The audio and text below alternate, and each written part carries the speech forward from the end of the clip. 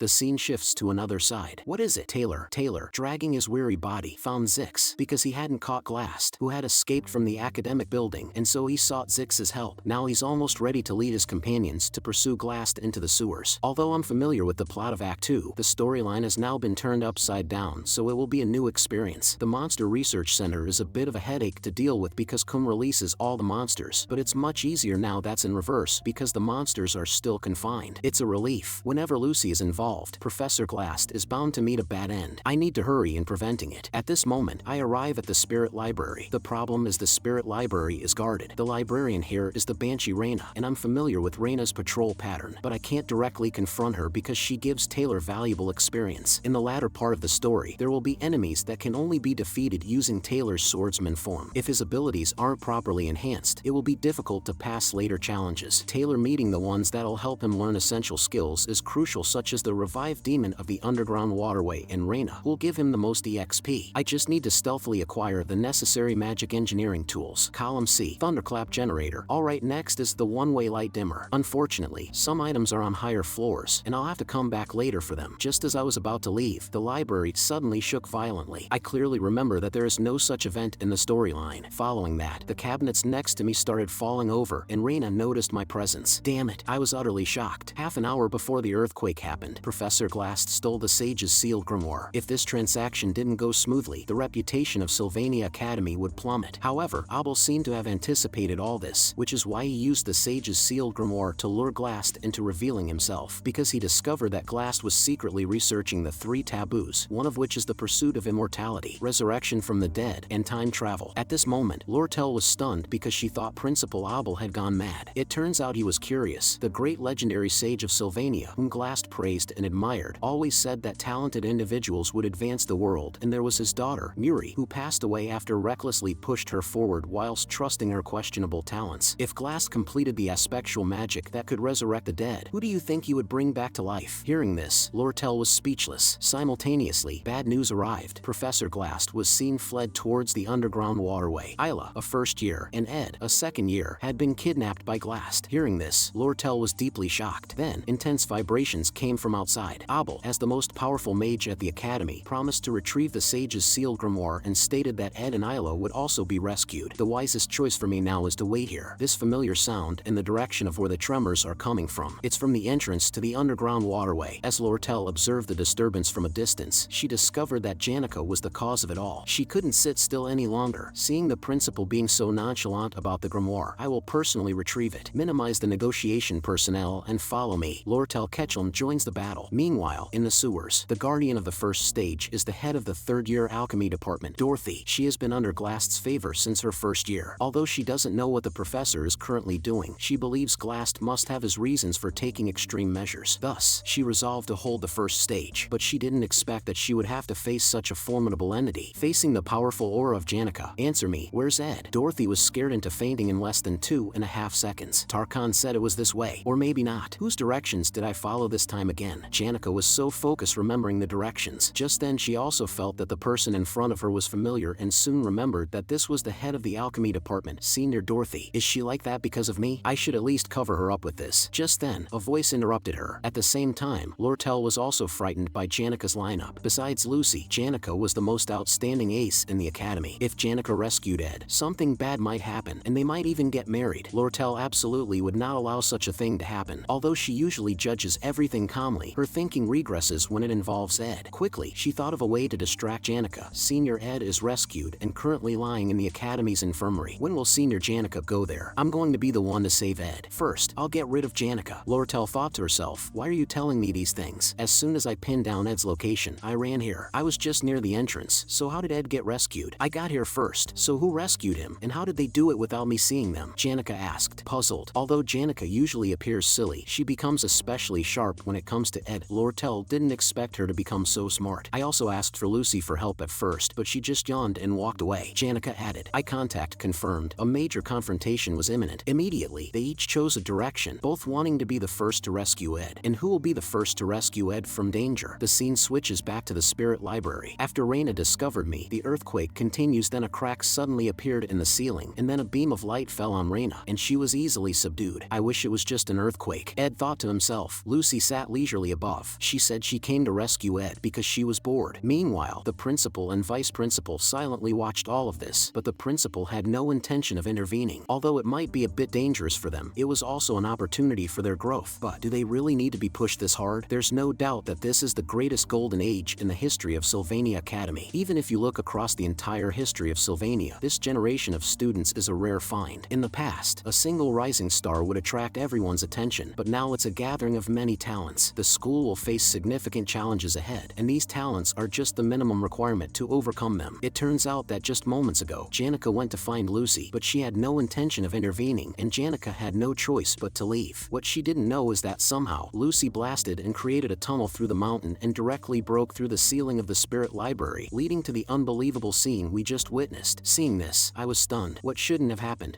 Lucy looked at me expectantly and asked if there was any jerky left. Upon learning that I didn't have any, she decided to find a random place to sleep, but I stopped her directly. The current situation is a complete mess. Time-wise, Janica and Lortel should have already entered the sewer. Now, all we need to do is go to the sewer and stop Janica and Lortel. Judging from Taylor's growth so far, if he deals with the latter half of the monsters, skipping a minor boss plot wouldn't deviate too much, which means it's still okay. The problem is her. If Lucy encounters Professor Glast, it will trigger a bad ending. In that case, it's better to keep her by my side. From now on, you should follow me and not wander around. Hearing this, Lucy looked at me with confusion, and I didn't know how to answer her. For now, I can only come up with a random excuse to brush it off. Like when someone silently stays by your side when you're weak. After all, you're very strong. If you can stay by my side, I'll feel at ease. Lucy looked at me with suspicion. Really? No more jerky? Enough with the jerky. Please, just stay with me until we get out of this underground waterway. If you want to leave, I can send you out directly. Lucy asked seriously, but I refused her because I still have some things to handle before leaving. Lucy reluctantly agreed to my request. Then, Lucy jumped onto my back and fell asleep immediately. Now, all I need is to get out here by going in reverse. I'll get everything I need from the library, find Janica and Lortel, and finally get out of this place. While leaving, Lucy keeps asking if I really don't have jerkies. Just then, several pairs of eyes appeared on the ceiling. Immediately after, we were swarmed with monsters. I immediately cast an ignition spell, creating a flame barrier around us and killing the monsters. Elemental magic, proficiency has increased. Mana resonance, proficiency has increased. Should I call this the real thrill of mob hunting? I'm being bombed by the special EXP explosion of the monsters. Sorry, Taylor, I won't take too much, I thought while running off the scene. Unlike Janica, who is skilled in spirit sensing, Lortel possesses a magical sensitivity and special insight even recognized by Professor Glast, so she quickly finds the way. Lortel also realized that she is now helping others with the purest intentions, a relationship that cannot be measured by money. Discovering this new kind of relationship between people, Lortel became excited again. In the next moment, a gap broke open in the wall beside her, and Lortel looked at me in surprise because I was filled with various precious high-level magical tools. I immediately placed the things I couldn't carry in her hands. These are all full of money, but she quickly realized, wasn't Senior in danger? I confirmed this, but now the problem has been solved. Then she noticed Lucy sleeping behind me. It's dangerous, really dangerous, and Senior is so heartless. Although Janica is a coward who doesn't dare to express her feelings, I have been trying very hard to make a move recently, even almost setting the forest on fire with a torch that day. How can he act so casually and be so intimate with another girl in front of me now? I thanked her for taking care of me during this time, and if she is interested in any magical tool crafting methods, I can sell them to her at a low price. But Lortel felt she should refuse me because she wanted to take control. However, when she looked at Ed up close, her mind went blank. Please Lortel, who else can I trust but you? He really crossed the line now. Now's the time you want to make a demand like this from me, she thought, and those words just now kept echoing in her ears. Who else can I trust but you? I'm so grateful to you. Somehow, she muddle-headedly agreed to Ed's request. At that moment, a voice interrupted their conversation. Lortel's subordinate had encountered an emergency. At this time, Taylor gathered all his companions, the gloomy Clebius, the meddler Elvira, the spear of grass 6, and the prophet Adele. Like a scene that could see the future, her prophecies often come true. Soon, she discovered a very tough opponent in the distance. Immediately, there was a blast. It was Tarkan carrying a person. It turns out it was the assistant professor, Claire. So the tough opponent Adele was referring to as none other than Janica, the top spirit master of the second year. Zix is the only one who greets Janica while the fear she brought to Taylor and the others struck again because they don't know if she was a friend or foe. But even if they lose, Taylor will never give up. Janica also didn't know why they were looking at her with such hostility. Just as Taylor was about to step forward, Zix stopped him because the situation wasn't clear yet. At the same time, a voice interrupted them, and they were stunned to see Ed Roth Taylor. The first thing Janica did was check if I was injured. Taylor and his group immediately felt immense pressure. Elvira and I have already realized Ed's fighting style. They couldn't handle handle Ed alone, let alone with two monsters standing behind him. Taylor looked at me anxiously. Since the Ophilus Hall incident, he's grown significantly. If it was only Janica, I might somehow manage to get through. But with Ed beside her now, their chances of winning are practically zero. But this is just his one-sided assumption because he didn't expect me to walk right past him. Do your best. Isla is waiting for you. Now, we must each handle our own matters. He is responsible for Professor Glast's plot, and I am responsible for dealing with the variables that arise. I'm going to catch Elt. The issue reported by the trading company staff was bound to blow up eventually. Elt and the mercenaries had entered the school. In the original story, he was completely defeated, with no chance of making a comeback. Because the time and manner of his downfall were different, he had the opportunity to escape. Lortel knew that Elt was planning a counterattack, and it looked like he made use of the loophole, with many personnel from the trading company stuck here. I got the magic engineering crafting formulas and so many tools this time, and they might be more useful than I imagined. But if I were to name the best tool I have for surviving in this world, it is undoubtedly the advantage of knowing about the future. My plan was still following the original story. If Elt is the minor boss of the second act, then he should exit the stage in the second act, just like in the original story. Then, I signaled Zix to take the right path because it would lead directly to Isla. As for Taylor, in the end, it's up to this guy to resolve the plot. Only Taylor, who has learned all the specific skills and grown, can deal with that guy in the final plot. Professor Glast summoned the magic tower to cover the sky, and the pressure he must be enduring is surely painful. But Taylor will end all of this. Good luck. You don't need me to make any grand cheers, Taylor. Then, we proceed to our paths. Just as I was explaining the next steps of the plan, Janica stopped because I had just come out and wanted to deal with the Golden King. Both Lortel and I stopped in our track. A few days ago, she saw me fall, and now she doesn't want to see me get hurt again. Moreover, this is the matter of the Elt Trading Company. Janica is right. This is indeed someone else's matter, but I will only feel at ease if I personally resolve the major variable of Elt. But I can't say that. Fortunately, Lortel also needs me and Janica to help him capture Elt, so she should come up with some excuses for me. However, things didn't go as I imagined. It was indeed my selfishness to involve Ed in this matter, and I can't let him get hurt again because of me. Although it's nice that the atmosphere between these two rivals is so harmonious, what kind of rest am I supposed to take? This is not a situation where I can rest. Although I appreciate your kindness, unfortunately, Lortel's matter is not someone else's business. This immediately threw Janica into a panic. Ed, what do you mean by that? But there's no time to explain now, so I can only find an excuse along the way. Coming up with a reason to give them is always hard. However, Janica thought of it before I did. Is it because you signed a contract with the Lortel Trading Company? Your magic engineering supplies would be disrupted too. In that case, it's indeed not someone else's business, right? Hearing this, I was stunned. Yes, you're right. Janica truly lives up to being the top student of the second year. Her understanding is top-notch. Just then, I noticed something, so I stopped in my tracks. This is complete chaos, I said while looking at the defeated rock monster. Taylor was so horrible without any regard for seniority in this situation. At times like this, he's really heartless. However, Janica felt guilty and slowly removed the covering from the senior's face. Did you do this? Janica immediately explains herself. I didn't mean to do it, but somehow, it just turned out like this. I'm not a heartless person. Don't misunderstand. I'm telling the truth. We're almost at the exit, so let's talk about this outside. We need to ask the academy for help first. When we arrived outside, Elt was already blocking the entrance. It turns out that some members of the trading company had betrayed Lortel, which is why they brought her before Elt. Hearing this, Lortel forced a smile expression. It's really a pity that the only evidence left is your confession. It's a waste to ruin you with torture, Lortel. Then he snapped his fingers. The people lying on the water launched a sneak attack on us, but Lortel is no pushover. Lortel didn't expect Elt to dare bring mercenaries into the academy, and soon a group of mercenaries surrounded them. Elt ordered that no one be spared except Lortel. They immediately launched an attack. All the arrows were aimed at me and Janica, but they were all blocked by Janica's wind wall. The next second, she activated defense magic and threw the arrows away. Be careful, Ed. Their movements are definitely well coordinated. Thank you, Janica. Just then, I looked at Elt's direction. After the last time, Elt was well prepared this time. He then took out the legendary grade magical engineering item, Belarus's Prejudice. This magical tool can restrict all magic in the surrounding area for 10 minutes. Despite being a single-use item, it costs dozens of gold coins per sheet to use. If Alvera's Night Butterfly Flower reagent had a restrictive effect, then this is its upgraded version. Although its activation time is long, even with these fatal flaws, it is still a very dangerous item. We are not only at a disadvantage in numbers, but it's also impossible to break through the veteran mercenaries during the activation period. Most importantly, we are all mages here. He already knows our powers. He wouldn't have come unprepared. If that thing activates, we're done for. Elt, the academy will hold you accountable for this. How do you plan on dealing with that? I asked curiously. Elt sneered. It's at least better than losing my life, isn't it? The butterfly effect caused by the third-rate villains who should have fallen and exited the stage at the very beginning has brought huge changes to this world. I know very well that this is my doing. Moreover, this guy is a minor minor boss. If he survives, how many variables will it bring to this world? Elt, the Golden King of the second act, is the villain who ultimately exits the stage due to being betrayed by Lortel. He killed Lortel's biological parents and used all means for his own glory and wealth. He is a true villain. Even so, I don't dislike him. The reason Elt is so desperately blocking our path is to survive. Just like me, whose main goal is to survive. However, I don't plan to let him go, and I don't want to lie, pretending that I'm determined to resolve all the variables caused by me. Just call me a selfish person, but this is my story. Wake up now. Then, I put Lucy down. It's time to wake up, Lucy. God, you people are noisy. And Lucy opened her eyes and just released an aura, ultimately suppressing everyone. Lucy, the Slothful, awakens. The book Glast's travelogue, written by the great Archmage Glast in the final years of his life, was crafted in a humble little cabin that didn't quite match his fame and was known by almost no one, except her granddaughter, Lucy, who has a natural talent and is blessed by the stars. Even with this talent, Glast told her not to stop learning. Beware of the loneliness that will slowly engulf you one day. Overwhelming strength is bound to come with bitter solitude, he added. Glast hoped she would promise him 3 things which made him curious. The first is not to kill indiscriminately. Avoid anything that might stain your hands with blood, even by accident. And lastly is to fulfill her duties as a student in Sylvania. Back to the present, the mercenaries hired by Elt, upon sensing Lucy's power, all stopped their actions. These seasoned mercenaries survived the battlefield because they could discern the strength of their enemies, and now their instincts are telling them they must stop here. Have you all gone crazy? Move, damn it. But there are still some young mercenaries who don't have this survival instinct and launched an attack on Lucy. Like before, although Lucy is a mage, she doesn't like to use magic. Instead, she compresses her astonishing magical power into physical force, unleashing pure violence. Is it still not time for it to activate? Just a little more. In the next moment, Lucy appeared in front of Elt because she knew that taking out the leader would suffice. Then, I stopped her directly because this much is enough. At the same time, there was a violent tremor on the other side, and several purple lightning bolts fell from the sky. On the night when the 7 brightest stars align in a straight line and are clearly visible, Professor Glast's advanced aspectual magic distorts the laws of nature. Descent of the magical realm. The magic tower covering the sky is the final battle stage of the second chapter. Good timing. Now, Taylor should have already dealt with the monsters in the sewer and learned the necessary skills. All the companions needed to pass the level have gathered. The timing of the magic realm's descent is the same as in the original story, indicating that the plot is proceeding smoothly. But because the trajectory of this magic is different from other magics, everyone except me is confused. Even Janica and Lortel can't understand the current situation, let alone the others. At this moment, Lucy recognized this magic circle, the legendary advanced aspectual magic circle that can bring people back to life. In that case, it is possible to resurrect the dead. According to the epilogue scene after the second act ends, Lucy, who wakes up drowsily after the event, would say, "I see. Something like that happened, huh?" So according to the original story, Lucy should be taking a nap on the roof of the Trix Hall. If she is treated as a combatant and included in the first phase of the plot, Professor Glast, who is pushed to the brink, makes her an offer, and that is to use aspectual magic to resurrect not Sylvania, but his disciple Archmage Glast. This would turn Lucy into an enemy, and at the same time, the players' cooperation would completely collapse, leaving only Lucy's figure quietly disappearing into the sewer. Lucy Merrill, in the second act, was never meant to be defeated. Even after hundreds of hours of research by various experts and veteran players, they came to the conclusion that there was no way to defeat Lucy. Unexpected disruptions in the main scenario caused by variables not present in the main plot can still be patched up by my intervention, and sometimes, those variables can even twist the predetermined bad endings. At the same time, Elt secretly activated the magical tool. The mana in the vicinity will be suppressed for 10 minutes. Beleru's prejudice activated. Just as he thought he had restricted all our magic, he commanded the mercenary to attack. However, when the sword was about to hit me, I unexpectedly released a wind blade, because I am also a variable in the plot. Even so, I cannot stop such an existence. Seeing this, Elt was utterly shocked, asking himself how is that possible. When he looked up, he was even more shocked. Even if a legendary level magical tool can suppress all magic around, it has its limits. Just like it is impossible to drain the sea using a bucket, Lucy is unstoppable. I have somewhere I want to go. Elt's experience is no less than those veteran mercenaries, the sense of survival honed by being on the edge of life and death, and now he is clearly being told of his certain death. As she get close, she asked, "You know that you can die, right?" Just as Lucy was about to end Elt's life, I signaled her to stop. "Unless you think it's fine to kill others, stop here." Lucy understands this well. She doesn't understand why Ed is concerned about Elt's life and death, and this sentence reminded her of that old man. Ed said almost the same thing as him. Then, Lucy stops her actions, but it seems she still wants to go to that place. "Where are you going? It's over, isn't it? I need to go somewhere." I know she can't let go of that matter, so I ask, "Are you confident you won't regret it?" Hearing this, she immediately stops. Conversations with Lucy always go like this. That's why I don't expect to get her reply. Meanwhile, a scene suddenly flashback in Lucy's Lucy's mind. The last thing Glast told her was, "What is lost is lost. Although it's regrettable, those who lose something must become stronger. So, become stronger. I dedicate the last sentence of this book to you, who has brought a full stop to my life, Lucy." And Lucy also softly spoke her answer, "No," and so, just like that, Lucy vanished before my eyes. After handling this side, the mercenaries also withdrew from the academy. As for Elt, I handed him over to Lortel because Lortel also needs to personally end her grudge with him. I ran at full speed to the highest building in Sylvania. This is the Tricks Hall, the starting point of this plot. It's where Glast took the Sage's grimoire and where Taylor chased him to start the adventure. The academy took care of the injured, so I didn't expect to return here. I came all the way here in the end. Though unintentional, my reverse journey through the stages of this episode has came together perfectly. This is where Taylor started, and this is where my journey will end. Archmage Glast lived frugally, yet he donated all his amassed wealth to Sylvania Academy. His traces clearly remain all around this academy. I know Lucy's personality, so I guessed she would definitely be here, a place overlooking the entire Sylvania, because Lucy thinks Sylvania is Glast's legacy. At this moment, Lucy is still talking to me like a machine. I just said there's no more jerky. Then, she patted the spot beside her, and I thought I'd die instantly if I fell from here. Meanwhile, Lucy remembered something from the past. At that time, I cried for a long time, but I don't know when I stopped feeling sad. Then, I asked her why, and although she thought for a long time, surprisingly, she found no special reason. It was just because a lot of time had passed. Lucy knows that dwelling on old wounds is foolish, and even if she uses aspectual magic to resurrect Glast, he will eventually leave one day. He is prepared for death, and if I resurrect him, he would probably be furious with me. I knew it from the beginning. Wanting to resurrect him is just my own greed. I called out her name. Then, I asked her again, "Are you really okay?" Although it's not something I, who is stopping her, should say, I still have to ask. Lucy has always wanted to resurrect Glast. Her change of heart might be just a spur-of-the-moment decision. If she suddenly changes her mind again, something terrible might happen, so I must confirm it clearly. At the same time, she called out to me. Just when I thought she was going to ask about the jerky again, she leaned directly on my shoulder. I wanted to ask her why she let me sit beside her, but it turned out it's just because of this. After this event, it will be hard to find someone as passionate about aspectual magic research as Professor Glast. Resurrection magic is also at its end. The dead are dead, and the lost are completely lost. Lucy has fully understood this, and so, I sat next to Lucy for a while, looking up at the magic tower in the sky. The starry sky in my view seemed higher than usual. It was quite beautiful. At the same time, on the other side, to protect the altar, Glast summoned the body of a giant. This is an ancient weapon made with aspectual magic, a golem with Isla as its core. Now, it's the final stage of the plot. Although Taylor alone might not be able to clear it, he has loyal companions. With their help, Taylor will rescue Isla, who is trapped inside. This damn nearsightedness. At some point, I stopped being able to see anything without glasses. Life as a teacher is bound to be static. Sitting at the large desk in his personal lab, reading ancient grimoires, analyzing aspectual magic, managing academic curriculums, and reviewing materials to teach students. Glast also doesn't know when he stopped paying attention to the scenery outside. The scenery outside the window continues to change. It's snowing. A first-year elemental studies student keeps coming to his personal study. She said she wanted to study intermediate magic and advance. It's raining. The youngest professor who caused trouble always comes begging for forgiveness, flustered. The wind is blowing. The highest-ranking dean out on business often stops by to have tea with him, and even after he became the principal, it remained the same. As he sat in the same place, he thought that by immersing himself in work, those painful memories would disappear, but it wasn't as he thought. At the same time, Glast activated a small time reversal, and in an instant, all his injuries were healed, and Elvira and the others were directly controlled. Multi-time prison. But fortunately, Zix noticed this and pushed Taylor away. Zix is also caught in multi-time prison. Taylor was able to hang onto his sword. Sometimes Professor Glast's vision blurs, and then when he closes his eyes, what he sees in the darkness is what he once cherished most. Right, I'm almost there. Taylor was able to climb back up. Give up, don't stop me, because with all his might, he will reverse reality. However, a different variable appeared at this moment. Taylor activated the swordman form and directly cut through the ancient robot, and the control magic on the others gradually disappeared. Seeing this, Glast decided to bet everything, even at the cost of all his lifespan. But he has no chance left. The recovered Zix quickly interrupted his spell casting, and the others behind him also attacked him simultaneously. With their efforts, Isla was successfully rescued. Professor Glast slowly walked back. All right, you won. Then, the next moment, Glast jumped directly from the high building. As he fell, he muttered a confession. I miss you, Muri. However, he did not fall to the ground because he had set up a spatial teleportation magic there, and just like that, he vanished. Aspectual magic spatial leap. He left that magic circle for the final escape, but for some reason, his escape was too late, and even with magic to stop the bleeding, it didn't seem to help much. Although there is no trace of him after this event in the original story, it's not hard to guess that Professor Glast will definitely die here. However, in these final moments, he saw someone who surprised him. Even so, there's one thing I need to confirm. An hour ago, Lortel imprisoned Elt in the trading company and hurried to Trix Hall because she needed to confirm if Ed was safe. However, when she saw Ed, she was stunned. It's Lucy beside him, still tightly holding onto Ed's sleeve, which made her feel a sense of crisis. At the same time, Dorothy and Claire came out from inside. However, I'm puzzled as to why both of them are crying. Immediately after, their faces turned to shocked. When I looked back, it was Janica who also arrived. After learning about the aspectual magic, she recalled something from before. Lately, Janica's meeting with the spirits to protect the northern forest where the spirits live. However, a few days ago, Tarkan detected the aspectual magic coming from the forest, but there was no magic tower appearing then. And the original story didn't mention this, so I'm considering whether to go and check. Even the fake boss Elt's level of impact is so strong. If someone like Glast doesn't exit the stage, I don't know how much impact it will have on future scenarios. So, I plan to go and confirm one last time. Here, we see Professor Glast who has escaped. Isn't it past your curfew? What are you doing here, Professor? Janica asked with utter shock. I was looking up at the moon. At this moment, he feels very ridiculous. However, I don't think so. Didn't you already guess you would fail? Glast confirmed. I was indeed too reckless, never expecting to be defeated by my own students. Even if they lost, Ober would have stepped in to stop me. He didn't act at the beginning. Could it be because of the bond we've formed over this time? He really isn't a qualified principal. Then, he praised me for being more outstanding than he had imagined, but unfortunately, he realized it too late. He had invited me with the intention of using me, but he didn't expect that due to my excessive fatigue, the plan would fail. When he hastily went back to get me, I had already escaped. At this moment, Glast reflected on his life, finding himself alone, and he mocked himself for dying in solitude. The 17 years I spent with my daughter weren't lonely. 17 years. You could call them both long and short. You've known Assistant Professor Claire for a long time, right? 4 years during the degree program, and 5 years after obtaining a teaching certificate. If she had stayed until your retirement, that would have been almost 17 years. Hearing this, Glast is confused as to why I am mentioning this. On my way here, Assistant Professor Claire is crying. This shocked him. Professor Glast is the type to dislike everyone at first glance. He's the meanest and most stubborn person I've met, scolding others for the slight mistake. He's really an impossible person to like. But still, he was the most scholarly scholar ever. Dorothy also spoke in a trembling voice, saying she didn't know what Professor Glast was planning, but that he was a precious mentor who recognized her. However, nobody can deny that he recklessly put the lives of students at risk. Nobody can deny that he went astray either. He says he will die lonely, mocking his own fate, but that was his misconception. Claire, who became a teaching assistant at a young age, and Dorothy, the top alchemist, were both individuals whom Professor Glast, despite saying they were worthless, continued to nurture, uncovering their hidden potential and helping them shine. Just like how he told his daughter that she was a person of value. It's been too long to consider it a lonely death. In the end, he remained in the hearts of people. For some, a mentor. For others, a colleague. Professor Glast had severe myopia, and from a certain point on, he could no longer see anything without his glasses, not even himself. At this moment, Glast told me something. He had discovered that I had taken all the advanced crafting methods, but those were not the most valuable things. Then, he took out a key from his pocket and expressed his hope that I could clean up the library, after which he would give the library to me. From now on, it belongs to you, Ed. Under Reina's desk, there was also a hidden treasure vault. Once the Academy's investigation was complete, the treasures inside would be mine. Finally, he called out to Lucy, I hope you can occasionally look around, because that way you'll discover many different sights. It's a pity I realized this too late. I was curious about what expression Lucy would show. Unfortunately, I couldn't see it from my angle. I could only guess Lucy's expression through Glast, who closed his eyes as if simply falling asleep. The corpse lying peacefully under the moonlit Zelkova tree made it look as if he were in a deep sleep. We just watched for a while. With this, the plot of the second act came to an end. The next day, because I was once again involved in a case, I was investigated, but I had already prepared for this. The teacher was very suspicious of me, as my statements were consistent, but the problem was that there were too many coincidences. You left Isla, who was also kidnapped, and escaped alone. Isla couldn't move, and she didn't trust me at all, so I went out alone to call for help. Before I could finish, the dean interrupted. From the dean's perspective, it was indeed worth suspecting. I think you're pretending to be an innocent third party, but it seems like you know everything. These two incidents are the same, and you're also a student who suffered due to the Academy's negligence. Hearing this, I was puzzled. Then, I noticed that the principal wasn't holding my statement but my transcript. I have to admit, Ed, you've really been living diligently. So, the Academy wants to compensate you. For the entire semester, you'll be allowed to stay at Dex Hall. After coming out, Janica was already waiting for me. Then, I asked her if she was injured. The pigeon beside her whispered something to her, and she indicated that she had indeed suffered some minor injuries. Hearing this, I became nervous because I was worried she wouldn't tell me. I felt guilty about this. Every time, it's because of me that you get hurt. It's probably better not to get involved with someone like me. Hearing this, Janica didn't expect this, so she quickly apologized, saying she wasn't actually injured. Then, I called out to her again and asked her about Dex Hall. Janica was very very happy to hear this, which meant that for the entire semester, Ed and I would be neighbors. The scene shifts again, and I return to the cabin. Although many things happened, fortunately, the problems were all resolved. I originally wanted to build a fence and plant some annual edible plants, but it seems this camping life will end earlier than planned. At that moment, something fell from the sky. When I turned around, I found it was Lucy, who had an utterly shocked face. It turned out that earlier, Lucy had gone to a remote island. She was puzzled as to why she was dreaming of her childhood, but she took the opportunity to visit her grandfather's house. She wanted to see her grandfather's face. When she pushed open the door, she saw a terrifying scene. It turned out to be a nightmare. Soon, Lucy woke up, and the maid was waiting for her to go to school. But Lucy ignored her and directly activated a high-level teleportation spell. Although she didn't know the reason, she immediately wanted to go to the northern forest. When she saw Ed, she felt an inexplicable sense of relief. I wonder if it's going to rain, she thought to herself. Just then, she heard me speak, so my camping life is over now. She was worried that this life would soon end. Then, she fell down, but I didn't pay attention to her and went inside my cabin. Cats are very difficult to understand. They won't let us control them. When you think you've gotten close to them, they act aloof. When you get busy and ignore them, they come back to cling to you. Cats are just like that, always acting on their own whims, so the best interaction is to ignore them. In short, it's even more exhausting than being in a relationship. Professor Flurbin's classes are very interesting and everyone else had good grades. Although my grades were initially at the bottom, before I knew it, my preparation had advanced and almost no one could beat me in written exams. Just as the class ended, the teacher called me over to discuss the Academy scholarship. He thought I had been performing well recently, so he decided to give me this opportunity. The job was simple, assisting teaching assistant Claire. It was work that Professor Glast used to do, but now she couldn't handle it alone. Although Annis was helping her, they still needed a student to assist. Hearing this, I thought for a while because this involved the entire semester's freshmen, so that guy would also enroll, right? The scene shifts again, and Lortel is thinking carefully if it's really okay for her to sell the Sage's Grimoire to Crapin, but she is puzzled. Why had Ed been so opposed to him buying it before? These things were really hard to figure out, but one thing was certain, Ed would agree to any of her requests. With this, everything was worth it. Also, she didn't need to worry about the camp anymore. It was the end of the semester, so she probably wasn't the only one busy. Janica and Senior Ed must also be very busy. What worried her the most was Lucy. There shouldn't be any major changes recently, right? Just as she thought this, her pen tip broke, which made her sense something bad. She feels so uneasy. Back in the cabin, Lucy called out to me. Lucy, who usually never spoke, actually told me that the firewood was running out. This puzzled me. Why would Lucy say something so purposeful? But she wasn't wrong. I really hadn't been managing the cabin much. Since I'll be moving into Dex Hall next semester, my interactions with her will decrease, and the plot might become more stable. Just then, a familiar voice came. It was Janica. She wanted to come over a few more times before the winter break because she had spent many happy moments here, and she could also help me with the move. If there's anything you need help with, I can assist. Don't you have a lot of things to do? Indeed, it's about time to check out Professor Glast's secret treasure. Then, Janica placed the application form in my hand. It was an application form for Dex Hall. She had already filled it out once, so she could teach me how to do it. But at that moment, Lucy stopped her. This was the first time I'd seen Lucy act so strangely. She seemed afraid of me taking the application form, so I was totally confused. The next moment, I started spirit resonance training with Janica. She commented on my improvement, but she noticed something was wrong. It turns out Lucy is staring at her intently. Lucy, did I do something wrong? Janica nervously asked. Usually, the maids at the Ophilis Hall make sure to dress her up neatly, but today, it looks like she escaped the dorm early in the morning wearing pajamas. Over the next few days, Lucy came early every morning, and she would cling to me everywhere, which even the other students found strange. What is wrong with her? I felt like she was particularly hostile towards Janica. It wasn't exactly hostility, but closer to fear. What was she afraid of? But I've also been too busy lately, as I need to relearn many basic spells. Just then, Lucy called out to me and muttered something. If I leave, what will you do? Next, I need to light the campfire because the weather has gotten very cold recently. Although if I move into the Dex Hall, I won't have to worry about things like this anymore. The remaining task is to check the library. At that moment, Lucy was staring at me intently because she wanted to go with me. This puzzled me, but I had no choice but to let her. Why did you follow me to a place like this? Lucy offered to use her magic to bring me down, but I refused directly because I needed to confirm if I could get down there alone. There were still many magical tools here, so I'd have to come down again. Soon, I looked for the treasure location Glast mentioned and found the treasure vault. I wondered why he was still holding that key in his final moments. When I opened the treasure vault, a blinding light shot out from inside. I never expected something like this to be hidden here. The magical engineering items I asked Lortel to prepare should be almost ready, so it seems I'll need to get a ladder. If I hadn't trained my physical strength, I don't think I could have climbed even halfway. Lucy was puzzled about what I had just taken. This was an incredibly overpowered legendary item, the Glast's Phoenix Ring, which can distort the timeline and transfer the magical power of my future self to the present. In other words, I can now borrow power from my future self. Theoretically, I can immediately use high-level magic, but I can't use it recklessly because, depending on the amount of magic you borrow, you'll be unable to fight for a long time. That means there's only one way I can use it in a battle. When I'm driven into a corner, I'll use it as my secret card as a final attempt. If not used for combat, I could use it for contracting with spirits. But there's still a big difference between me and Janica, as she not only has high sensitivity but also astonishing magical power. As a novice spirit mage, I only have 1 or 2 spirit slots, and even communicating with beginner spirits requires a lot of practice. This is because my magical power is too low, but theoretically, I could contract with high-level spirits, but of course still some risk. Professor Glast wouldn't waste time. Although he said that supporting those with ambiguous talents is a sin, this is an item that can break the maximum magical power limit. The reason Professor Glast researched magical attack items was based on this. He hid it from everyone, holding it close until the very end. All of this must have been a gift prepared for his daughter. When I climbed up and still catching my breath, Lucy called out to me. Actually, she followed me because she had a question to ask. Can you not go to Dex Hall? I didn't expect Lucy to say something like this, but I remained neutral in my heart. Should I move into Dex Hall or continue the camping life? If I move into Dex Hall, life would definitely be more convenient, as the cold winter in the wild is too harsh. Lucy also knew this would be the answer. Just then, she sensed that it was about to rain. Lucy often accurately predicts the timing of rain based on the dark clouds in the sky and the moisture she feels on her nose. But she isn't always right, as it's not the rainy season now, and no one can be sure that what falls from the sky will be rain. But after a long rainy season, one might unconsciously think it's going to rain, even if the rainy season has already passed. I called out to Lucy. Then, I signaled to her that I had too many things to do recently and hadn't prepared enough firewood for the winter, so she could come help me if she had time. Besides, didn't you say the firewood is running out? Hearing this, Lucy immediately pounced on me and kept asking if it was true. Actually, I've been thinking about this for a while. After all, I've completely adapted to the camping life. If I improve the environment a bit, continuing to live here should be better. With this, the second act ended, and the expanded trial of the third act officially began. Closing my eyes, I could imagine a multitude of scenes. The showdown between Princess Phenia, the student council president candidate, and Lortel, the main characters entering the academy as freshmen, and the new enemies, as well as the final person standing on this stage, the final boss of the third act, Lucy Merrill. Although this matter is not to be taken lightly, I'll temporarily set aside my worries. Even if the next plot ends, I'm sure the two of us will still be alive and well. After seeing Lucy make expressions that I'd never seen in any scene or route, I was sure of it. Winter arrived quickly. Although the snow feels comforting when it falls, the accumulation also means my workload increases. Since I have to handle the scholarship matters tomorrow, I must finish my work today. Firewood to ward off the cold and food for the winter. Since I gave up the dorm, the academy will help reduce my tuition fees, which solves a major problem I had before. Whenever I want to rest at noon, Lucy occupies my small bed. If it were before, I would have thrown her outside, but there's heavy snow outside, and even though she has defensive magic and won't easily freeze, I still can't bear to throw her out. This is an ease that I don't know will come again. If I had to take the risk, now would be the perfect time. Shall I get started? I activated the Glast's Phoenix ring. Marilda, are you listening? Meanwhile, on the other side, Janica is having afternoon tea with her friend. The reason they invited Janica out is that they noticed she's completely infatuated with Ed. How did you know that? Janica was shocked, but Clara answered that it was too obvious. Although Ed's reputation is gradually improving, they're worried she might become too obsessed. When Clara learned about Janica's current situation, she concluded that Janica is heading toward the worst possible bad ending in love, a comfortable girlfriend. You have to make him think of you with desire. Even the spirit behind her agreed. Now that the winter break is approaching, Clara is worried that Ed might be taken by another woman, so she hopes Janica can find a solution soon. But Annis doesn't think so. Clara has contributed a lot to the improvement of Ed's reputation because he's the boy Janica likes, so Clara often speaks well of Ed at school, and before anyone realized it, his reputation has improved. I think a bit differently, though. The scene shifts again, and Clara is scolded by the librarian for overdue books, looking nothing like an assistant professor. Although her clumsy demeanor makes people doubt how she became a professor, Clara has one ability that even senior professors praise highly: people luck. Somehow, she got to have Glast and Flurbin as her masters, received guidance from countless scholars, and managed to finish her degree, and now even obtain the best teaching assistant. The reason she can handle all the important tasks is because of Annis, a second-year student recognized by senior faculty as the best assistant. From the cleanliness of the personal research lab used by the clumsy assistant Professor Claire, one can see her competence. She travels between various areas of the school to collect all the materials. If this were discovered, it would be very troublesome, but she successfully diverted attention with her elegant smile. Apart from Janica and Clara, no one knows her true nature. For Annis, human relationships are meant to be utilized, so she must figure out Ed's personality and background. She looks up to Lortel as her role model and similarly similarly does whatever it takes to survive. Although she's not as strong as Lortel, Annis has her own abilities. Through her investigation, she has gathered all of Ed's past. The Roth-Taylor family is one of the most powerful aristocratic families in the Empire, with 1 son and 2 daughters, and Ed is the second child, so striving in this direction isn't bad. That's why he feels a bit embarrassed when others mention him. Compared to receiving gifts, it's certain that he lives a comfortable life. Judging from the current situation, now isn't the right time to give gifts, and he noticed that Ed has all the bad habits of a noble. Would someone like him like a simple and cheerful girl? Recently, he's been cornered by his environment, so he decided to test Ed's true nature. Meanwhile, I went to find Belle because of the academy uniform issue. Since winter uniforms also need to be worn, I could only ask her for help. Belle said it wasn't troublesome because taking care of Lucy was more troublesome. Recently, while washing Lucy clothes, lots of blonde hair was found on them. She also noticed that my clothes had Lucy's scent and hair on them. Indeed, Lucy has been clinging to me a lot recently. She only washed my clothes once and already noticed. If she weren't a manager, what would she do? Also, she felt that I was speaking formally toward her. I could only say that it was more comfortable for me. Actually, after becoming the head maid, she could be considered a senior figure among the school staff. She's always stubborn about this. I'm not a noble or a student of Ophelis Hall, so I didn't dare to speak to her casually. You're the chief maid. You must have a lot of people around you to manage and a lot to deal with. You should speak informally as if it's more comfortable for me. You have more people around you to manage, which made me a bit confused. No, worrying too much can be a burden. Regardless of what the ladies decide, it's your decision in the end. Just then, I noticed that the previously damaged buildings had all been repaired. The academy must have used all their energy to restore it. I commented, it turns out that 7 freshmen will be moving into Ophelis Hall this year, and 1 has already been confirmed. I knew she must be talking about Tanya Roth-Taylor. It seems I'll have a headache during the break because Ed's younger sister is coming. Back at the cabin, Zix came to train with me again. He was puzzled. Are you going to stay in this cabin during the break? I confirmed this, because I need to at least learn intermediate magic before the semester starts. I plan to keep studying here. Zix halts his training. I can't sense any magic. Did you train your magic until your limit again? Just then, he placed his hand on my forehead. You seem to have a bit of a fever. Are you actually sick? Zix asked curiously. This was because I practiced with the Glast's Phoenix ring, but I couldn't reveal this secret to others. However, Zix didn't press further. He knew I must have my reasons. Zix's greatest strength is his straightforwardness. As long as I say I have my reasons, he won't ask further. Originally, Isla wanted to come to the cabin with Taylor to apologize, but he knew this was my secret base, so he didn't tell them. I asked him to relay that they don't need to apologize because I didn't take those things to heart and hold no ill will toward them. Then, I handed Zix a bag of gold coins because I needed him to help me clean the spirit library. I don't need money. I can just think of it as training. What are you going to use the library for? Zix curiously asks. As a workshop. Hearing this, Zix was amazed. Do you do magic engineering too? Surviving in a camp, training your magic, spirit magic, archery, and now even magic engineering. And you're starting work at the academy too. Just don't collapse again and do well. Check. And tomorrow I have the academy scholarship student work. The scene shifts to the next day. Clara had been working continuously for 44 hours to prepare for the freshman's arrival. So, the next tasks will be conveyed by Annis. The freshman placement exams were previously arranged by Professor Glast, but this year, Assistant Professor Claire is in charge. Just like last time, I already knew the results. I just didn't expect Clebius to participate as well. Annis briefly assigned tasks to the 2 of them because she wanted to create an opportunity to be alone with me. Clara and Janica both overlooked one thing. Ed has the face of a playboy. After reading his profile, I spent a night figuring out his ideal type. If he can't resist my temptation, he's just a frivolous guy, and in that case, I'll make him leave Janica's side. The scene shifts to the Oran Mountains. Just halfway through the journey, Annis says she's feeling a bit tired. Seeing this, I can only stop to rest for a while. Then she explains that there might have been some misunderstanding about me, which leaves me puzzled. Janica and I are good friends, so I'm worried she might be deceived by bad people. But I don't mind these things. The priority now is to finish the work as soon as possible. You've been a teaching assistant for so long. It must have been quite tiring. Immediately after, Annis grabs my arm. Although it's a little unexpected, it's okay because you're here. Then she tells me some things about her past. She indeed gives the impression of being very capable in life, as she handles everything, whether financial or otherwise, on her own. But her personality doesn't seem so emotional. Shouldn't she be more calm or realistic? Just then, she suddenly falls and lunges towards me. I'm confused because there's nothing on the ground that could cause her to trip. This makes Annis tense up, and she quickly asks me to wait here for a moment as she has something urgent to attend to. At this moment, Annis feels that Ed is hard to figure out. She had created 2 personalities for the girls in a false scenario, and everything was almost going according to plan, but Ed didn't fall for it. However, she thinks Ed has a well-maintained physique, looking like a nerd but with a sturdy body. She initially thought Ed was just a clueless noble young master, but his ability to handle affairs is quite strong. As for his appearance, it's the type that could even captivate Janica. Thinking of of this, she blushes herself, but soon, she thinks of another reason. Maybe this is how he attracts women, but I'm different. Let me tear off your true face, Ed Rothtailor. The scene shifts to another side. I'm pondering over a solution regarding Tanya, the villainous young lady. That should be the most fitting adjective to describe her. Tanya, as the young lady of the Duke's family, can be said to be a political genius. She is naturally adept at politics and deception, making her the first person in Sylvania's history to compete for the student council president position in her first year. She plans to buy over influential people in the school. Belle said she moved into the dormitory earlier than anyone else, probably to establish her own power base as soon as possible. Tanya is not a minor character. She is a highly noticeable villain. Fortunately, I remember some of the plot about her, so I should still be able to deal with her. But the question is, how will Tanya treat me? Although Tanya knows me well, I don't know myself at all, because initially, Ed was a briefly appearing villain who then disappeared, and there's not much special record of him in the game. Such a minor character really leaves no clues. So, how Tanya views Ed is a question with no answer. However, to Tanya Rothtailor, Ed is just trash. Tanya chose to come to Sylvania Academy because there are many geniuses here. The Imperial Princess of the Klol Empire, the head of the Elt Trading Company, and a genius spirit master who has contracted many high-level spirits at a young age, an alchemist who can engrave spirit medicine in the first year, a sword demon who can control beasts, and the coolest one, the rare genius mage who may have received the star's blessing from the great mage Glast. So she has great admiration for such an academy. The first thing Tanya will do upon arriving at the academy was to clean up the trash for the Rothtailor family. This matter also received the support of the family head. So at this moment, Tanya is full of confidence. The first method she thought of was to spread bad rumors about Ed. However, things didn't go as she thought, because the whole time she was talking to herself, following her father's advice, the first person Tanya approached was Lortel, known as the business genius. But Lortel's reaction made her shudder. Her eyes looked at her intensely as if they were about to tear her apart. Are you upset? However, being Ed's sister, Lortel didn't show any anger. The scene shifts to the next day. Most of the tasks from the past few days have been completed. Last night, I studied 2 intermediate magic books, and the first day of the academy scholarship work is also over. But Anis has to work much harder than me because I can't use magic now, so I can only grasp theoretical knowledge. I can't even light a fire now, but presumably, she's lying inside at this moment. Although she used to pop up in unexpected places in various ways, I'm now used to her routine. Immediately after, I pull open the blanket and carry her out. The fire is quickly lit. Just then, she grabs my tie because she wants to stay outside too. Meanwhile, Lucy sniffs the scent on me. She smells a different perfume. I recall yesterday's events. It seems the floral scent from working with Anis has also clung to me. Then Lucy notices that my magic has disappeared. She thought I was sick again. If your magic is twisted, I'll release it. But upon checking, she finds it strange. It is not twisted. It's just empty. You've done something reckless. I immediately reassured her. Don't worry, it's manageable. Immediately after, she calls me again because she has a strange request. This leaves me puzzled. Can you pat my head? I have no choice because Lucy seems like a child to me. And Lucy, being patted on the head, enjoys it greatly, feeling carefree. Then, a familiar voice interrupts me. It's Lortel, because she encountered some issues and felt it necessary to tell me in person. Naturally, Lortel notices Lucy lying underneath. Meanwhile, on the other side, Tanya is continuously getting to know senior students. For this, she doesn't hesitate to give away various treasures just to get rid of Ed. When Zix hears her surname, he interrupts her, but Tanya sees the strong magic flow in Zix and thought to herself, his body is well trained, and I can clearly feel the flow of magic from it. I need to get this person on my side. You're Ed's younger sister. This makes Tanya feel inexplicably nervous, thinking Zix might hit her, but unexpectedly, his lips curled up. He laughs happily and then gives her the magic tools needed for the first year. This is a mandatory magic engineering item for new students, but don't take a new one and just use this. Seeing this, Tanya is utterly confused. Zix then called out to Elka to get their first year study notes and probably all the magic tools used in the first year. After doing all this, both of them breathe a sigh of relief. At this moment, Elka remembers that she just said she would deal with Ed together, but in Zix's view, this is normal. Many siblings are rivals. After all, Ed is easily misunderstood. Anyway, so you're Ed's sister? Nice to meet you. I'm second year 6, and I'm Ed's junior. If you have any issues in the future, come to the second year to find me. Ed and I are good friends. Then patted her shoulder. They said good luck to Tanya as they went, while she fell while carrying such heavy items. This leaves Tanya completely baffled. What's going on? It's completely different from what she thought. Meanwhile, at the faculty building, Claire is exhausted, but Anis signals her not to worry. All that's left is the freshman exam, and everything can smoothly conclude. Claire can't help but praise how capable the young people are. Anis has been busy for 2 days, but her stamina is quite plausible. Upon Anis's inspection, it's found that Onyx from the 3rd year and Clebius from the 1st year are both quite sloppy in their work, requiring her to reorganize everything. But Ed is different from them. Not only does he handle the materials well, but his professional ability is also excellent. It's hard to imagine he's he's a noble. To say it's not surprising would be a lie. It seems he's not as simple as he looks. Just then, Claire calls Anis and tells her a little secret. Due to the affairs of Ophelis Hall, she investigated Ed for a while and found his life full of hardships. Seeing his living environment, one can tell how hard he's striving. Unexpectedly, even his grades are so good. Even Professor Glast approves of him. He even contracted with a spirit on his own. Claire thinks Anis and his personalities are quite similar, and Anis, after thinking, finds that he is indeed a good man. After meeting him myself, there were no flaws I could see. He is more capable and gentlemanly than she imagined. She also unexpectedly finds that he has a good physique and smells good, and you can tell he takes care of himself well. But soon, Anis realizes something is wrong. She immediately stands up and opens the windows. She thought, this is trouble. I don't think this is okay. This is real trouble. She overlooked a very serious matter. It's impossible to contract with a spirit in such a short time. That is to say, Janica helped him. This way, the spirit might report everything to Janica. Anis suddenly doesn't know how to explain to Janica, and things are just as Anis expected. The spirit reports this matter to her. Janica is very sad upon learning this. On one side is her most sincere friend, and on the other is the person she likes the most. And at this moment, an unlucky girl arrives here. Tanya knows Janica is the most powerful spirit master and decides to visit her, because Lortel also recommended Janica to her. Although she doesn't know the reason, Tanya still comes, but she finds that Janica seems a bit off now. Isn't Janica naturally kind and the easiest person to get along with? And according to Lortel, she always listens and believes everyone's words. Winter is a busy time where I have to adapt to survive. Just last night, Lortel came to my cabin again because there was something very important she wanted to ask. However, there was something she was more concerned about at the moment. It was Lucy sleeping on my legs. Why is Lucy sleeping there? I responded, well, it's winter. Hearing this, Lortel was stunned and thought, is it ambiguous? Am I overacting? She immediately changed the subject. Actually, I came here not just to talk about the magic engineering tools. This puzzled me. Then, Lortel took out the sage's sealed grimoire. Are you still going to play dumb? So, you want it? I asked curiously. Yes. Then the sage's sealed grimoire slowly transformed, then turned to a letter. Pretty fun, right? Lortel said with a warm smile. You said it yourself. If I buy the sage's sealed grimoire, you will fulfill any request of mine. It's a merchant's virtue to get your money's worth. Hearing this, I felt uneasy, afraid that Lortel would make some indecent requests. However, Lortel signaled for me not to worry. I won't make you uncomfortable. I just need you to stand by my side. It was then I remembered. We are now in the third segment of the story. The confrontation between Princess Phinia and Lortel is about to begin. I am aware of the original plot, and this time the protagonist's choice will determine the winner, so it really has nothing to do with me. Then, I indicated to her, even if I stand by your side, would it really make any difference? Lortel laughed and gave a definite answer. Although your support may not help much with the outcome. So what? Saying that so bluntly makes me feel a little hurt. Lortel, revealing a charming smile while secretly pondering her schemes, appeared even more elusive. It's not an issue of being politically meaningful. Then she looked at me, but the reason behind it concerns me. The scene switches to the next day. She's here, the biological younger sister of this body I'm in. The relationship she has with me is a complete mystery. No matter how much I think about it, it's hopeless. So, I couldn't prepare at all. It's been a while, brother. I brought you a present since it's been a while. But for some reason, her voice sounded tense, even somewhat troubled. Was she afraid? But at least on the surface, she didn't seem to bear any grudge against me. Could it be that I lived a solid life when I was at home? When Tanya saw me, she was reminded of Ed's former demeanor, a haughty, contemptuous noble scion who saw everyone as the lowest of tools. Yet now, this vile image seemed completely transformed. Seeing the gift Tanya brought, I was very happy. Strictly speaking, I've been disowned and can hardly be considered your brother, but you still prepared a gift for me. I don't know how to thank you enough. Don't just stand there. Go wait by the fire, I said while I turned around. Then, I made her a cup of hot tea. I heard you've been around the academy for quite some time. You must have met a lot of people, right? Tanya nodded. Yes, I heard a lot about you too. About me? But I don't know many people. Just 6, Lortel and Janica. Hearing the name Janica, Tanya suddenly felt a chill. Seeing her reaction, I guessed she must have met Janica. She's nice, right? Janica is the kindest person I've ever met. Tanya nodded repeatedly, but her expression seemed very unnatural. She clearly recalled some unpleasant memories. Yesterday, Tanya had witnessed Janica's summoned fire spirit tossing people around. Tanya thought to herself, Janica really is universally super kind. If I hadn't answered her questions, I probably would have been kicked around like a ball by a group of high spirits. Tanya's reaction made me realize something was off. The Tanya I remember wasn't someone to be this awkward. People who had previously interacted with Ed indeed didn't have much good to say about me. At that moment, I stopped Tanya again. I'm doing my best to live well now, so don't think too badly of me. Moreover, I've already paid the price for my past actions. Although I can't make up for those things now, I still want to say I'm sorry. I heard you're planning to run for student council president, and I'll cheer you on. I won't be much help, but I know how hard you always work. Good luck. Although I said this, Tanya couldn't actually become president. Her existence was only to highlight Phinia's role as the antagonist antagonist. However, she was the first relative I had met. From her expression, I had no idea how our relationship would develop in the future. The scene shifts. Tanya returned to the school. Knowing Ed's true nature, she suspected all his actions were just a facade. At that moment, Tanya noticed a young girl nearby. Just now, she seemed to be at Ed's cabin. Was she next door? Well, even in Ophelis Hall, which is the best dorm, there is that unsophisticated and inelegant human. Lucy walked straight up to Tanya, trying to compensate for their height difference with her small stature, and said softly, "You're Ed's sister, right? Let me know if you ever have any trouble." This left Tanya puzzled, and she began to wonder about the identity of the girl in front of her. Just then, she became anxious. She knew that only the top students have golden nameplates. When Tanya saw the name on the door plate, Lucy Merrill, she was utterly shocked. That person was the rare genius mage Lucy Merrill. It seems that Tanya still needs some time to adapt to life in Sylvania. It wasn't particularly her fault. Meanwhile, in the Rose Garden, Annis found the head maid, Belle, and asked her to recommend a tall, handsome, and outstanding male classmate. This puzzled Belle, as she knew Annis had never been in a relationship. After all, Annis seemed like someone who was always busy, just like Ed, who was preparing for his third year. However, when she heard the name Ed, Annis was suddenly startled. This immediately made Belle realize something was wrong. As expected, another girl had fallen. She had originally intended to test Ed's character for Janica because she hoped Janica could find a truly excellent partner. But unexpectedly, she herself ran into trouble, so she wanted to resolve this quickly. After all, there are other boys in the world besides Ed. All I need to do is find someone to replace him. However, Belle immediately interrupted her. "Miss Annis, have you noticed your fondness for Mr. Ed? And looking for a substitute is a very rude act to the person involved." It turns out, Annis had encountered Janica yesterday, but at that time, Janica did not greet her, and there was an awkward atmosphere between them. Moreover, they have to supervise the class division exams together next week, which made Annis unsure how to face Janica. But Belle felt that this might be a good thing for Janica. Janica shows kindness to everyone and is very sincere. The problem is, she always appears too perfect. This attitude might not be a good thing. Belle knew that Annis's actions were driven by a protective instinct. She was worried that Janica might be deceived by the wrong people. Hearing that, Annis was shocked. She remembered it was indeed a desire to protect Janica. Her head was clearing up. She was finally able to organize her thoughts after Belle encouraged her not to feel guilty. And after that, she thought of Janica and couldn't help but smile. It's obvious where Janica would go when she's confused and having a hard time. Janica came to my cabin, and I also noticed something unusual about her. Today, Janica seemed particularly quiet, as if she was troubled by something. Seeing this, I thought of something. Then, I went back to my room to make a cup of hot water. When I came out, it had started to snow heavily again. Afterward, I gestured for Janica to come in and sit down for a chat. "Whatever is bothering you, you can talk to me about it." Janica shook her head, indicating she didn't want to talk about it. I didn't press further, just comforting her. "Don't force yourself," which she didn't expect. Then I handed her a blanket to protect herself from the cold. Although I sometimes forget this, Janica's life at the academy is also very difficult. Helpless, she looks like a small animal trapped in a dilemma, making it impossible for me to ignore her. It's cold. Winter continues. Just relying on a blanket and a campfire, it's really hard to get through this cold night. But still, spring is slowly approaching. Although the head of the family, my father, is often not at home, the Roth-Taylor family has always been very peaceful. However, after the eldest daughter and heir, Arwen, unexpectedly died and a new heir was appointed, everything changed. What kind of person is Ed, really? As the saying goes, when someone holds power, you can see their true nature. Ed showed his true colors, full of arrogance, only after receiving the insignificant right to inherit. To Tanya, he is a hopeless scoundrel. "What can you do if you look at me with eyes like that? Can you kill me?" Then picked up the dagger on the floor. "Since Arwen has left this world, isn't this good?" Then Ed forcibly handed Tanya the dagger. "Now, if I die, you'll become the heir. Do it. Stab me." Tanya felt utter horror. She felt her legs become weak. That was Tanya every day back then. In a moment, it would get hard to breathe, and Ed would once again look down at her with those eyes. The time he spent at home cast an indelible shadow over Tanya. If she weren't his biological sister, she would likely have been beaten by him as well. Facing this situation, Tanya was powerless, but she finally waited for her chance. The guy was kicked out of the house, so Tanya decided to seize this opportunity to prove herself. Her first plan is the class division exam. Time quickly moves to the day of the class division exam. Stay away. For some reason, Annis seems to prefer that I don't get too close. She set boundaries between us, probably for a reason. I think I've explained all of the details. Shall we go up and prepare the exam for now? Unlike the last exam conducted in the Northern Forest, this time, the exam was arranged on Oran Mountain. Because it is overseen by Assistant Professor Claire, the content of the exam also changed. Previously, it involved finding magic orbs, but this time the task is more complex. The target of this exam is no longer the hard-to-find magic orbs, but the easily located magic stones. We just need to hide the magic stones and place the found stones on the altar to have a chance to enter Class A. At first glance, this seems easy, but don't forget, Claire is a disciple of Glast. She perfectly inherited Glast's strength ranks, forcing freshmen to fight countless monsters and wild animals and achieve victory. Thus, the difficulty of the exam is quite high, a so-called hellish survival exam. Ultimately, none of the new students at Sylvania this year could enter Class A. This is, of course, a plot point that has been predetermined because it is closely related to subsequent major events and must follow the original storyline. Therefore, I didn't discuss the difficulty of the exam with Claire. The only reassurance is that there will be no casualties among the new students, because they are only fighting against preset imaginary monsters based on the magic engineering item we'll set up, Vision Disc. It summons the apparitions of low-level monsters and beasts. As long as we set up the equipment and manage safety properly, everything can be completed smoothly. That purple Vision Disc is the most important. From what I know, the reason no one makes the Class A is because of that Vision Disc. It summons the apparitions of high-level monsters, beasts, and humans. Although Annis says these items are important and insists on keeping them herself, she obviously looks overwhelmed. To ensure the safety of the Vision Discs, I decided to keep them for her. However, when Annis saw my face, she was startled and stepped back. Fortunately, I was quick enough to catch her, but I didn't notice the Vision Disc falling from her hand. When I saw it, I became anxious. The most important purple disc, I scream internally. Thankfully, Clebius caught it in time. Shouldn't you be careful? What are you going to do if it breaks? I breathe a sigh of relief. As expected of a top student, the scenario almost got messed up before the semester even began. Unexpectedly, the next second, the disc made a clicking sound and then shattered on cue. This scene left everyone stunned. Now what? Clebius nervously asked. I knew it. Things couldn't go that smoothly. Last year, during the joint combat training, the failing student, Taylor, picked up a sword for the first time, beat Lucy, and received attention. Although the storyline changed afterward, accelerating Janika's rampage, this year's joint combat training remains a very important event. The elite first years, full of talent, get to request combat training matches against the previously famous protagonist and his companions. Although it was just combat training, the freshmen still attacked the protagonist ruthlessly. However, in the end, all of them were easily defeated by Taylor alone. Taylor, who had gotten stronger throughout the year, becomes known to everyone, and Saintess Clarice, who was hiding her identity in the crowd, also looked at him with new respect. The destiny between one of the protagonists, Saintess Clarice, and Taylor is very important. We need her power for the third act, Lucy's showdown, and for what comes after that as well. So this event has to go according to the scenario. That means that the elite first-year students have to go rampage as planned. Their rampage is because not a single freshman managed to enter Class A in the new student classification exam. The reason none of them make it because the motivated assistant Professor Claire used these purple discs during the exam. Everyone stared at the shattered vision disc, at a loss for a moment. Just when the situation couldn't get any more complicated, Annis felt very guilty, but I quickly thought of a solution. We can definitely solve things. Then, I placed my hand on Clebius, and by we, I mean Clebius, of course, which made Clebius utterly shocked. What? The scene shifts to another side. Tanya truly felt that she was in Sylvania Academy when she met such noble students as her classmates. Because the princess and chancellor were both Sylvanian students, they all wore the same clothes and didn't take into account birth and status. This implicit rule also has exceptions, such as the anchor of millions of people within the Telos order, the Saintess Clarice. Greeting the Saintess in front of everyone is a natural action, but for Tanya, it is a rare opportunity because it can increase her influence, thereby boosting her score in the student council president election. However, today's main event is still the class placement exam. As a firework burst in the sky, all the first-year students simultaneously rushed up the mountain. Being in class, it grants various privileges, and the academy will do its best to provide whatever resources are needed. This is the dream of all Sylvania students. At this moment, Tanya found many red magic stones, but she felt it couldn't be that simple. Surely more than just placing the magic stones on the altar. There must be other challenges. Just then, she heard a noise nearby, turned her head, and saw a student kneeling in the snow. Thinking the person was injured, she was about to call a teacher, but the student stopped her. It turned out this was the student's first time seeing snow and, out of curiosity, wanted to see how soft it really was. This statement stunned Tanya. Looking at the other's clear eyes and demeanor, she thought, did this student hit their head at the start of the exam? This thought made her chuckle. Then, Tanya began to introduce herself, and the girl had heard of the Roth-Taylor family, known for their excellence. However, Tanya refuted that perception. Even if the family's reputation is high, it does not lack some unreasonable scoundrels. Although Tanya saw Ed change a lot at the camp a few days ago, she couldn't be sure it wasn't just an act. After all, the fear in her mind was still lingering. But Tanya indicated to the girl not to mind her identity. This is Sylvania Academy. None of that matters here. The girl nodded. You're right, it is Sylvania, and then introduced herself. My name is Kylie, from a small city in the east. If I do something strange, I apologize in advance. I'm not used to places like this. I'm pleased to make your acquaintance. Before Kylie could continue speaking, Tanya interrupted. I think we should hurry. This is an exam. However, Kylie is not bothered. I'm not very concerned about getting into Class A. That will just make me gain attention. Then she suddenly intertwined her fingers with Tanya Tanya, since I'm not very interested in the exams, let me help you get into the class you want. Then we'll get closer, right? This statement took Tanya back. 30 minutes swiftly passed. The mountaintop finally welcomed its first visitor. However, before he could react, what greeted him was a punch as big as a sandbag. Although this action might seem underhanded and not something a senior should do, it was indeed effective, just as Ed had described. A while ago when Ed called Clebius, he immediately protested why it was only him. Then Ed looked at him seriously. It won't just be you. Each had their specific tasks. Anis was responsible for stopping the freshmen at the northern mid-mountain. Onyx was in charge of the freshmen's safety. Claire needed to modify the content of the exam before it ended. Hearing this, Anis asked what my task would be. I immediately answered, I'll be here. I'll responsible for the last line of defense, guarding the altar. Claire noticed my magic seemed insufficient, but I signaled her not to worry. I have something in mind. No matter what happens outside, I just need to hold this position. Currently, the vision disc is still not fully repaired, and my magic has not yet recovered. However, the props used in this exam are high-value magic stones. Most importantly, as long as items with magic are placed on this altar of substitution, magic can be extracted and temporarily used. If I use this altar, it may take a while, but I can continuously replenish magic. Meanwhile, Mug is now visible. It's been a while. I still can't hear what you're saying yet. Anis and Clebius will stall some time, and I have enough magic stones. My goal is clear, to prevent anyone from entering Class A. Now, everything is ready. Bring it on.